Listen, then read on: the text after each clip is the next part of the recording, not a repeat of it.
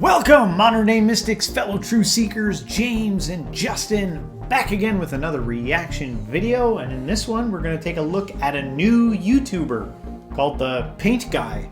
Cool. He's only been out for like a few weeks, but he dropped this really popular video called Every Afterlife Theory Explained in 10 minutes. And I was like, ooh, I want to react to this. Yeah. So let's take a look.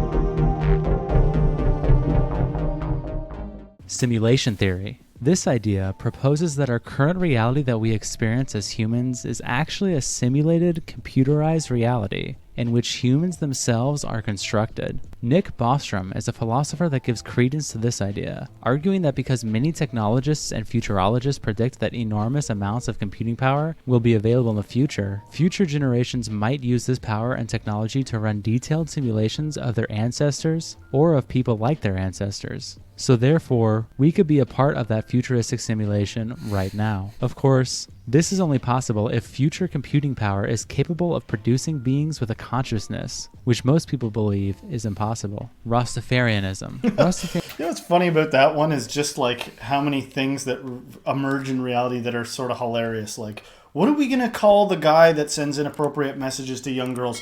Anthony Weiner. You know, or what are we going to call the guy that's like, you know, a dystopian Back to the Future where the Biff is president? Donald Trump. You know, Trump card. Like, you know what I mean? Like, if it's a simulation, it's like, geez, some hilarious coding goes on sometimes. Yeah. Well, to me, I'm thinking, well, is there a simulation behind the simulators? Like how it's turtle. Well, yeah, no, it's like what's going on behind the simulators. I just want to say a little light thing there, but yeah, good point. It's like, that still doesn't solve Jack Squattsville. You know what I mean? Like, Rastafarianism is an Abrahamic religion that developed in Jamaica during the 1930s, and it is based on a specific interpretation of the Bible. They believe that Jesus was a black African, and that the white Jesus was a false god, and view Christianity as an invention from the white man. Because of this, they treat Christianity with suspicion, and view the two faiths as incompatible. Since they can't share the same God with their oppressors, Rastafarians have an interesting view of death, believing that death is simply a transition from one realm to another, and that the soul continues its journey after physical life, as long as the individual practices righteousness their entire life. Because of this, they do not hold funerals. Never-ending life theory. I didn't know that. Yeah. I didn't know that about Rastafarianism. I didn't know it was a part of the Abrahamic religions. Another one to toss into the hat there. That painted sort of a contentious picture there. Yeah. Like that there's actually some friction there. I didn't know that. Yeah. Because I just always thought everything seemed really pleasant, peaceful, nice. Yeah, Bob Marley. That was news to me. Yeah. This theory is pretty straightforward. It is the belief that when humans die, they are reborn again as a new person with no memory of their previous life. It's essentially just a form of reincarnation without religion involved. 22% of secular Europeans and 20% of secular Americans believe in the never-ending life theory. Cosmic theory. This theory claims that our consciousness belongs to the universe, not to our individual bodies or God, and that when we die, our consciousness returns to the cosmos. Many people also believe the end of the world and the entire universe will take place anywhere from 1 to 100 trillion years from now, because eventually the supply of gas needed for star formation will be exhausted. As existing stars run out of fuel and cease to shine, the universe will slowly and inexorably grow darker. This is called the Big Freeze, or the heat death. Buddhist theory. Buddhists believe in the version of reincarnation that is much more complicated than never-ending life theory. The rebirth doctrine asserts that rebirth takes place in one of the 6 realms of samsara: the realm of gods, demigods, humans, the animal realm, the ghost realm, and the hell realms. Rebirth, as stated by various Buddhist traditions, is determined by karma, with good and bad realms favored by good, bad, skillful, or unskillful karma, while nirvana is the ultimate goal of Buddhist teaching, which basically means breaking free from all. Why did animals get part of the bad realm? I was like, animals like giant rat, like depending on what type of animal. Yeah, I guess it like I guess it could be bad, but there's some animals that got it probably pretty good. What about all the dogs that are beloved by their families? Yeah, my dog eats like a king. My dog eats better than I do. Stay home all day. But to me, that something with any religion that's always fascinating to me is when they start to get into a breakdown where there's charts and graphs and stuff, like explaining exactly something about the way my mind works. This like oddball, non-linear way. When I see charts explaining like this is how this is how like spirituality works in chart form, I'm always like, I have like a hard time with it. Yeah. Because it seems more ethereal than that. And then when you get too literal, when you get too systematic about things, there's so much room there for people to turn it into an exploitation system. Well, that's just your karma. Gotcha. Yeah. Gotcha now. I kind of believe karma's real. And you can point to the wheel to the people you want to control. You don't want to be in this part of the wheel. So make sure that... Right, but everything is so experience-based. Like, I even probably lean on the side of believing in karma. Yeah. But it's like, what if you don't know you're doing something wrong? Well, that's your fault. Like, what? There's so much gray there that that there's just something about my style of spirituality. It's a little more loosey-goosey than that. Yeah. A worldly desire and only living for spiritual gain. Much of traditionalist Buddhist practice has been centered on gaining merit and merit transfer, as an individual gains rebirth in the good realms and avoids rebirth in the evil realms. Parallel universe theory. This theory, also known as the many worlds theory, has been explained in countless sci-fi movies and comic books, but some believe there might be truth in it. This theory claims that when we die, we will be living in the same universe as we were before, just in a different portion of space and time. According to the many worlds theory, for each possible outcome to an action, the world splits into a copy of itself. This is an instantaneous process that a doctoral student of Princeton University called decohesion. Writer Josh Clark compares this idea to a choose-your-own-adventure book, but instead of being given a choice of which page you end up on, the universe splits in two, so that each action is taken. Dream theory. This theory is very strange, and more of a fun thought rather than something based on scientific evidence. Dream theory suggests that we are currently inside of our own dream, and that when we truly wake up from this reality, we begin a new one. Many people speculate this is the case due to our ability to feel all of our senses within our dreams, such as taste, smell, and even touch. Even the famous deaf and blind author Helen Keller reports in her memoirs that she could see and hear in her dreams, feelings that she could not ever remember experiencing while awake. So, could life just be a giant... I'm surprised that this one got like this one's more like but in many spiritual circles, like people do talk about like that's exactly what's going on. Like, you're dreaming, and when you die, you will, Yeah, it's like what's that old thing about the monk or whatever that sat down to meditate and then dreamed that he was a butterfly for like a long time, and then he came back and he's like, wait a sec, was I a butterfly dreaming I was a man, or a man dreaming I was a butterfly? There's like a weird story about that. By the way, did it just say that Helen Keller in her dreams could see and hear? Yeah, I think so. Something like that. I think that was... That's amazing. That's pretty crazy. Wild. Yeah, I've gotten a sense of things sometimes. It's a little scary, in my own travels into astral realms and different, states of being. I've gotten a sense sometimes that when you get in touch with your higher, where you exist in a higher sense, that there's almost an infinite claustrophobia. I don't know if I just coined that, but there's this idea that infinity and infinite potential is claustrophobic in a sense. It's like the opposite of being buried alive in a box. Yeah. What if you can be anything? You can be like, you can't get a grip on how infinite you are. So I think that's why sometimes when people come back from trips and stuff like that, they're so grateful for reality. There's a differentiation. I'm here, you're there. Oh, thank God. I can stub my toe. Thank God. It's so nice to be a limited human because otherwise I'm, spaghettifying into the, abstraction infinitely, and I'm the only one there. But I was going to say all that to say, don't you not to freak anybody out. This is just imagination. Okay. Yeah. This is just a labyrinth of imagination from one person. Don't you kind of want it to be that whatever it is, the whole point was so that it's extra enjoyable when you get the full picture? Don't you want that to be the answer? Of course. You want the answer to be that when you die, no matter how you lived, that it's, it was all for this, and it's twice as good because I went through that. Yeah. That's what And I want. then That's what hopefully I it's want. infinite stages of getting better beyond Yeah, that. just better and better. It just keeps getting better. We start at the bottom, now we're here, Yeah. or just all the way up. Yeah. That's what I want. I like in the that. case.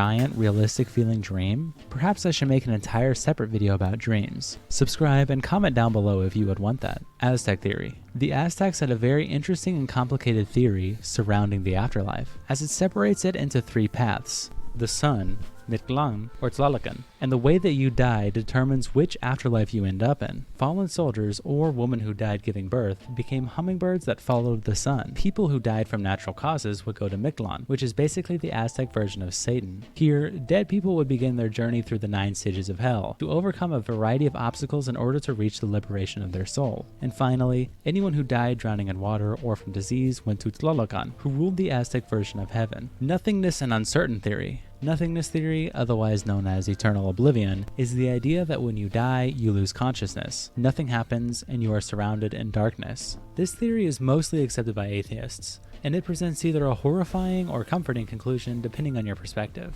A study by the Pew Research Center shows that 17% of Americans do not believe in any afterlife. Another similar idea Why'd they use That's that not guy? Why'd they use that picture? It's like the crappiest one. It's like the nothingness theory.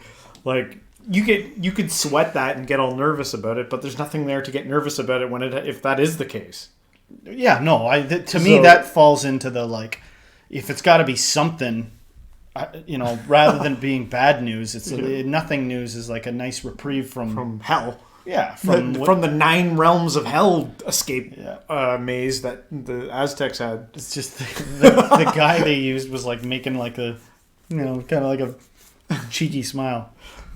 This is known simply as the uncertain theory, which doesn't necessarily believe that when we die it's just an empty state of nothingness, but rather we don't know what happens, and it's impossible to truly know, so there's no point in discussing it in definitive terms. Christian theory. Christianity's view on afterlife is perhaps the most well-known theory, and it is the belief that Christians who live a good and spiritual life honoring Jesus Christ and living as closely to him as possible, as opposed to living a life of materialism and worldly pride, live the rest of their lives in heaven where they are incapable of committing sin, and glorify God for eternity with everyone else who made it. Conversely, anyone who failed to follow God or rejected him will live the rest of eternity in hell, where Satan resides. There are no Christians who fully understand what specific actions will get you to heaven or hell, as the understanding is that Jesus was intentionally vague so that true believers would follow his path passionately and genuinely, rather than just follow a glorified to-do list to achieve the good end result. Christians are also unclear what hell exactly looks like, although Catholics believe that in 1917, Mary, the Mother of God, revealed a vision of hell to 3 children that lived in Portugal, along with a vision of World War II, a tragedy that was yet to inflict the world at the time. Mormon theory. Many people... Hang on, I feel like there was a little bit of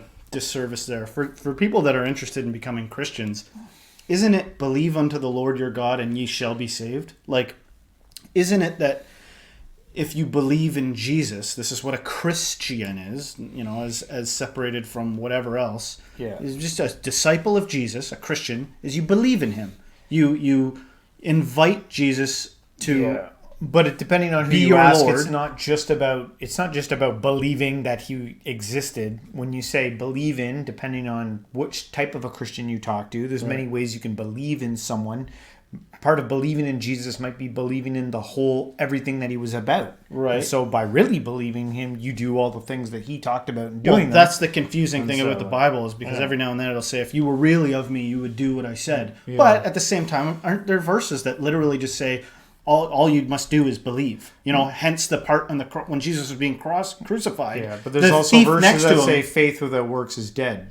But I know, I understand that. But I'm saying officially, to be a Christian, Yes. you accept Christ as God. Yes. Because he said, that's what a Christian believes, is that Jesus is God, and that to be one, you must believe in him. Yes. I'm just trying to do Yes. due diligence here, lest people get sort of confused by that. I mean, there's more to it than that. When you look at the book it's being written in, there are, of course, verses that say faith without works is dead, and, those that are of me do what I say. What do you mean those that are of you? You know how hard it is to do half those things?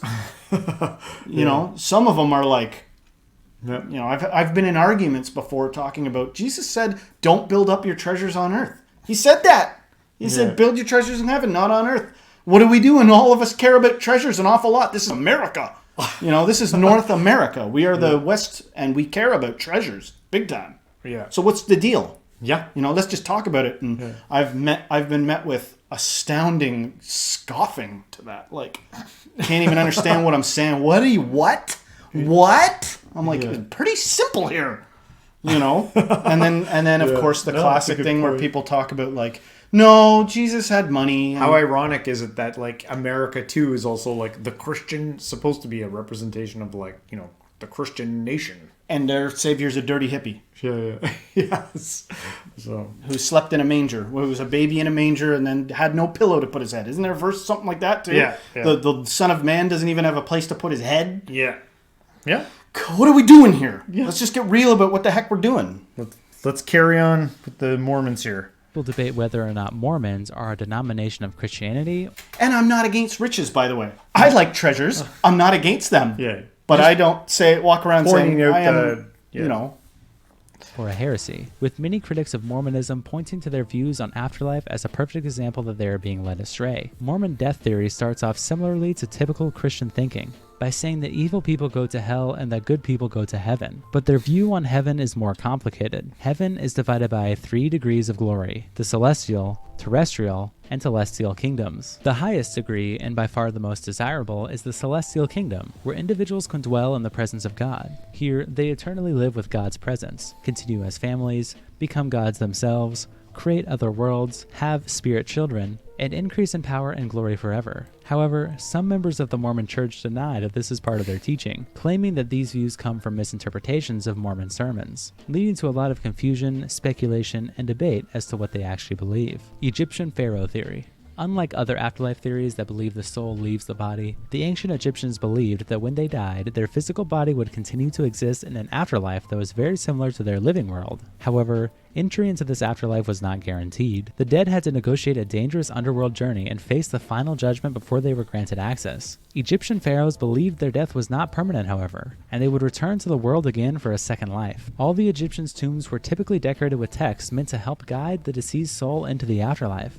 Oh, so much stress. It was like, when I was there, it was like, oh, when I die, that's when the real battle begins. I'm like, this already feels like a battle. Oh, man, I've seen some disturbing things. About, like, you have no idea what you're in store for. It's like, you're that's when the journey begins after death. And you're like, cremate me! Make sure you burn me right away. I don't want my brain continuing, you know. Yeah, well, just had to point that out. Hopefully everything's good. Deceased personal belongings were also included in their tombs, which ranged in value depending on their social status. Pharaoh's tombs were provided with the vast quantities of wealth and various goods. Paranormal theory. Just like the multiverse theory we talked about earlier, paranormal theory is a collection of ideas involving the paranormal world, and it often falls outside the realm of mainstream scientific understanding, typically being the backbone of most horror films. That being said, studies show that about 4 in 10 Americans believe in ghosts, so it's not that uncommon for people to seriously discuss the paranormal theory, which is the idea that after death, our souls remain among living on Earth. This is often associated with ghost sightings or paranormal activity. It is also often believed that communication with these souls is possible through various mediums, such as Ouija boards, various ghost hunting equipment, and even through their dreams.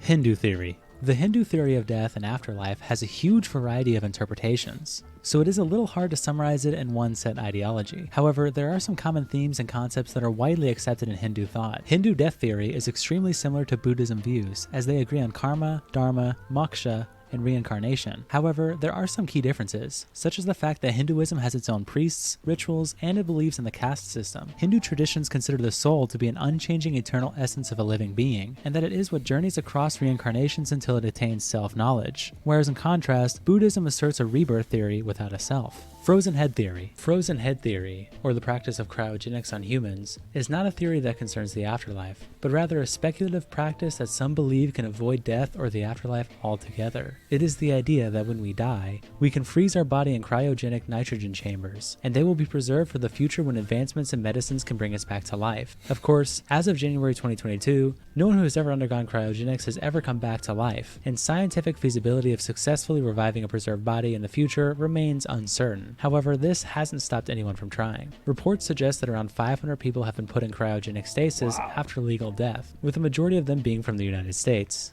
Egg theory. Egg theory comes from a popular fictional internet story that was written by Andy Weir and published in 2009. The story is about a main character who is referred to as you, and God, who is me. You are a 48-year-old man who dies in a car crash and meets God, who is the narrator, and he tells you that you have been reincarnated many times before, and that you are next to be reincarnated as a Chinese peasant girl in 540 AD. God then explains that you are constantly being reincarnated across time, and that all human beings who have ever lived and will ever live are incarnations of you. Then, God explains that in fact there are other godlike beings elsewhere, and that you too will one day become a god, once you have lived every human life ever. The reason God created the universe was for the main character, you, to understand that every time you victimize someone, you are victimizing yourself, and that every happy or sad feeling that's ever been experienced will be experienced by you. This theory is based on the old proverb, what goes around comes around, and takes it to a whole new level. Not many people actually believe in it, but it has been a popular story on the internet ever since it was published, so I figured it was worth covering.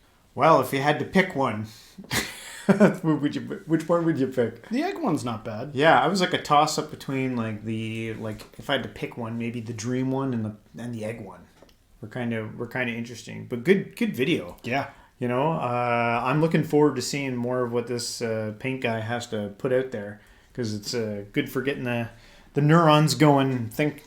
But let us know in the comments. You know, maybe you have one and you want to add some information and point us in a direction. We'd love to. And maybe there's one that he didn't mention. I want to change mine. Don't think I'd want the egg one. I like the one that we just came up with. What's that? Whatever is after this, it's better. And I just wanted to say something too. You know, there's a lady named Byron Katie, and she kind of had an enlightenment experience, and she goes around sort of helping people cope with things. Yeah. And there's a story where she knew someone that was dying, and they're real concerned about what came afterwards. Yeah. And her comforting words were sort of like, well, you didn't know what was going on when you were born into this existence. Yeah. It'll be the same thing. Wherever you go next, you'll figure it out, and you'll be okay. Yeah. You know? Don't worry about it. Yeah. Well, that's good. Simple enough for me, man. That's good. We'll end it on that note. If you liked our video, guys, don't forget to hit the like, subscribe, share this with a friend, and everyone until next time, Stay spiritual.